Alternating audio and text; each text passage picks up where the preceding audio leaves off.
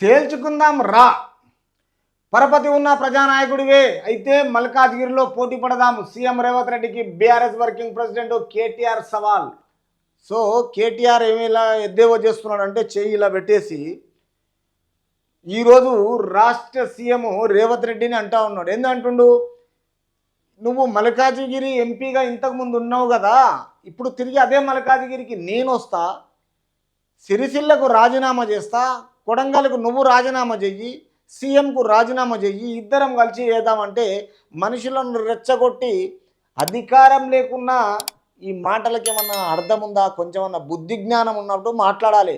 నీకు అధికారం లేదు, ఎండలలో కూర్చుంటున్నావు, కింద కూర్చుంటున్నావు, తిరిగి నువ్వు చేసేది నిన్నెవడన్నా సహిస్తున్నాడు? అసలు తెలంగాణ రాష్ట్రంలో నువ్వు చేసిన అరాచకాలు మామూలుగా చూసారు ఆ ప్రజలు. మీ నాన్న అంటే నాన్న జుట్టులో పుట్టి నువ్వు అంతకెక్కువ చేసినావు. తిరిగి ఈరోజు ఈ పుట్టగొడుగు ఛానళ్ళను అందరినీ కలుపుకొని ఈరోజు నీ సైడ్లో మాట్లాడుకుంటున్నావు, నీ సైడ్లో నువ్వు కరెక్ట్ చేసినట్టు ప్రూవ్ చేసుకోవాలనుకుంటున్నావు. అది జరిగే పని కాదు. రాష్ట్ర ప్రజలు గమనించే నిన్ను ఓడించారు రామారావు, అది బాగా గుర్తుపెట్టుకో.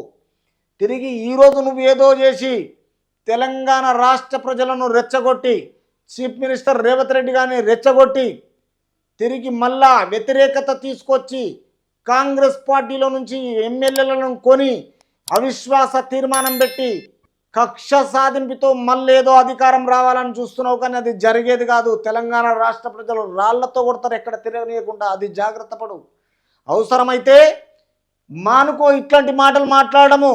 రాష్ట్ర ప్రజలతోటి నువ్వు చేసినా చేయకపోయినా నీ కుటుంబ పరిపాలనకు ఎవ్వడూ రెస్పాండ్ కారు. ఇది ఈ రోజు కాదు, ఏ రోజుకైనా కాదు.